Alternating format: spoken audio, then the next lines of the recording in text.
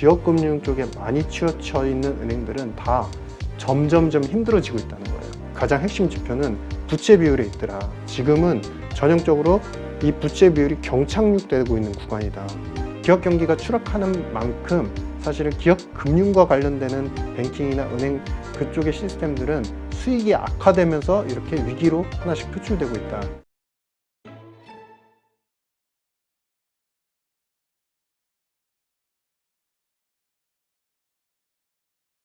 오늘 모신 분은 KB금융지주 이코노미스트시죠. 유신익 박사님 모셨습니다. 안녕하세요. 네, 반갑습니다. 네, 우리 며칠 전에 SVB 파산 이게 너무나 좀 쇼킹이었어가지고 네, 말씀을 좀 나눴는데 그건 이제 시작이었던 것 같아요. 또 다른 그 뭐 리퍼블릭 은행도 그렇고요. 막 여러 가지 막 터지면서 드디어 CS가 뭐 위기설이 나오면서 정말 긴장을 크게 했었죠. 네, 뭐 이건 투자가만이 아니라 전체 세계 금융시장이 전체 아주 그냥 긴장을 했었던 것 같은데 지금 상황 한번 좀 설명을 해주시죠. 저는 여전히 본질을 오도하는 정책으로 가고 있다고 생각을 하고 있습니다. 기본적으로 지금 페드 그리고 재무부가 결정한 방식, 그다음에 스위스 CS를 살리기 위해서 스위스 정부에서 이제 생각한 방식은 다시 유동성을 넣어서 은행들이 무언가 살아날 수 있게 하겠다. 그리고 지금 페드 같은 경우는 BTFP를 통해서 결국에는 말이 안 되는 거죠. 그러니까 액면가보다 가치는 되게 떨어졌는데 액면가로 산정을 해서 대출을 해주겠다. 그러다 보니 이 이제 어떻게 보면 현재 있는 가치보다 더 높은 금액을 준다는 것은 기본적으로 그만큼의 유동성을 더 부여해 주겠다라는 것인데 S&P 글로벌에서 이야기한 재미있는 부분이 있습니다. 사실은 이번에 SVB도 마찬가지였고 CS도 마찬가지입니다. 비슷한 구조가 있습니다. 자, 그 미국 은행을 제외한 이제 유럽 은행들을 보시면은 우리가 알고 있는 HSBC, 바클레이, 뭐 스탠다드 차터디드 이런 은행들을 보시면 SVB 사태가 일어났을 때 자산과 부채의 디스매칭이 있었다. 이거는 다 알고 계시죠. 그러니까 부채로 내야 되는 익스펜스 비용은 많고 그다음에 자산에서 걷어들이는 수익은 적었던 그런 상태. 그러다 보니까 이제 돈이 없어서 채권을 팔았다 그랬는데 지금 잘 보시면요. 유럽의 은행들이 대부분이 단기, 즉 3개월과 12개월 미만으로 봤을 때 이게 이제 넷으로 한 겁니다. 순자산이 마이너스인 은행들이 상당 부분 있습니다. 지금 보시면은 3개월 미만으로 봤을 때 HSBC 마이너스고요. 그 다음에 우리 그 스탠다드 차터드도 마이너스 나오고, 그다음에 ING도 마이너스 나오고, 그다음에 웨스턴민스터 뱅크라는 그런 은행도 지금 마이너스가 나오고 있는 상태입니다. 이게 지금 이런 은행들이 그러면은 지금 당장 부실로 갈까요? 부실로 안 갑니다. 그리고 파산으로 갈까요? 뱅크런으로 갈까요? 그렇지 않습니다. 핵심은 뭐냐면 자산 부채에 대한 디스매칭들은 다른 은행들도 조금씩 가지고 있는 위험 요소였는데 오로지 왜 SVB가 여기서 그 파산으로 가게 됐느냐? 앞에 말씀드렸던 여기도 결국에는 벤처 투자라는 건 기업 뱅킹이거든요. 기업 금융 쪽인데 그쪽에서 돈이 넷플로우가 계속 안 들어오다 보니까 사업 영위를 할 수 없는, 이쪽은 사실 엄밀히 말하면 벤처를 중심으로 한 기업 금융의 핵심 은행이었거든요. SVB. SVB. 저 SVB. 예, SVB가. 그리고 하나 더 나가겠습니다. CS는 사실 작년도부터 여러 가지 유동성이 말라가는데 유동성 말라가는 것 중에 사업 부분으로 보시면 그네들이 운영하고 있는 부동산 펀드에서 돈이 굉장히 많이 빠져나갔습니다. 스위스 같은 경우는 부동산의 가격의 거품 제거가 작년부터 사실 재작년부터죠. 그러니까 정확히 말하면 21년도 하반기부터 계속 빠졌거든요. 그래서 돈에 대한 부족성, 그러니까 사업을 영위하기 위한 현금 흐름에 대한 부족성이 있었고, 두 번째는 이번에 이미 재무제표 좀 보신 분들 아시겠지만 다 급감했는데 수익 급감했는데 기업금융이 마이너스 70%가 나왔습니다. 엄청나네요. 네, 연결이 하나씩 됩니다. 기업금융 쪽에서 다 마이너스가 나고 있어요. 그래서 지금 제가 이번에 말씀드리고 싶은 거는 그러면 아직 미국 대형은행 중에서 괜찮다라고 하고 있는 웰스파고 한번 보시겠습니다. 웰스파고 보시면요.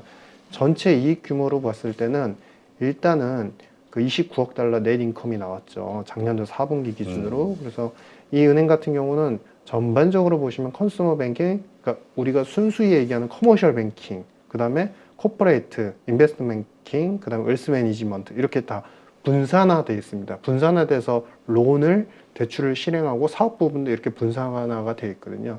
근데 전체 이익은 이제 좋게 나와가지고 우리가 표면적으로 괜찮은데 이 은행도 사실 무엇을 발표했느냐 이거 이제 한번 보시면요. 얼마 전에 이게 내용이 약간 이슈가 가려지긴 했지만 뭐 괜찮다고 생각해서 가려진 것 같습니다. 3월 14일 날 혼합증권의 유상증자를 발표했습니다. 그 유증을 왜 했느냐? 기업금융 쪽을 좀 활성화시키기 위해서 돈을 필요로 한다. 근데 기업금융 쪽과 관련되는 어닝 낸 이컴을 보시면 18억 달러 마이너스가 나왔습니다. 적자가 나왔습니다.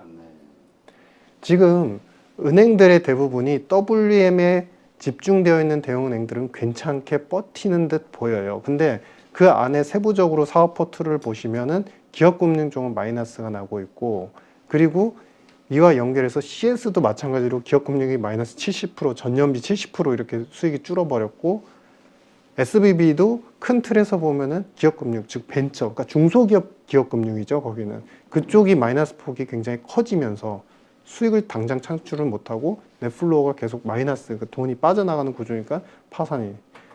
구조적으로 이거는 뭐냐면 자꾸 이제 옐런이 오도하는 그런 부분들이 뭐냐면은 예전에 있던 서프라임은 금융에 대해서 상품 설계를 촘촘히 레버리지화 했는데 거래 상대방, 즉 이 상품의 수익과 손실에 노출된 거래 상대방이 1차, 2차 이렇게 뉴럴 네트워크로 빠지다 보니까 그 거래 상대방이 어디가 끝인지를 몰라요. 뉴럴 네트워크가 쫙 퍼져 있는 거. 근데 상품이 가운데 있고 이 밑에 있는 에셋, 그러니까 우리가 부동산이 여기서 갑자기 거품이 딱 꺼지니까 와르르 무너지면서 시스템 리스크, 그러니까 서로 갚지 못하고 유동성을 계속 부족해하는 그런 현상들. 근데 지금은 도드프랭크법도 있고 그래서 파생에 대한 설계나 투자에 대해서 굉장히 엄격하게 했기 때문에 은행이 지금 그런 금융 시스템의 리스크가 있지 않아요. 당연한 거예요. 돈이 어마어마하게 들어왔거든요. 근데 핵심은 뭐냐면 지금 경기가, 정확히 표현하면 기업 경기가 안 좋아지면서 기업 금융이 마이너스가 크게 나기 시작을 했고, 그 얘기인즉슨 뭐냐면 기업 금융 쪽에서 대출 연체가 많이 일어난다. 두 번째는 기업 금융과 관련해서 포트폴리오를 투자했던 부분이 손실이 많이 나기 시작한다. 그러면서 WM의 비중이 작거나 거의 없는 기업 금융 쪽에 많이 치우쳐 있는 은행들은 다 점점점 힘들어지고 있다는 거예요. 근데 이런 이제 웰스파고 같은 경우는 WM 쪽 그 비중이 아까 보시면은 많았죠, 사실은. 그러다 보니 지금 이런 현상이 나타나고 있는 것이고, 이것과 연계해서 이게 무엇이냐면 GDP 대비해서 미국의 순수한 기업, 그러니까 코퍼레이트가 있고 논코퍼레이트가 있는데요. 코퍼레이트 관련되는 부채의 비중의 트렌드입니다. 음영으로 표시된 회색 이 부분은 전부 다 위기 구간들입니다. 침체 구간들. 네. 근데 보시면은 이 이제 GDP 대비한 부채 비율, 기업의 부채 비율이 떨어지는 구간에는 항상 피크를 찍고 떨어지는 순간, 혹은 피크를 찍고 떨어지는 구간, 그 구간 동안에는 경기 침체가 항상 동반을 했습니다. 이 보시는 바와 같이 항상 꺾이게 되죠. 그러면 뭐냐면 이게 기업금융 쪽이 연착륙으로 가느냐 경착륙으로 가느냐의 문제가 결부가 되어 있는 가장 핵심 지표는 부채 비율에 있더라. 제가 항상 이제 제가 말씀드린 부분은 첫 번째, 금융 사이드와 실물 사이드가 지금 따로 가고 있다.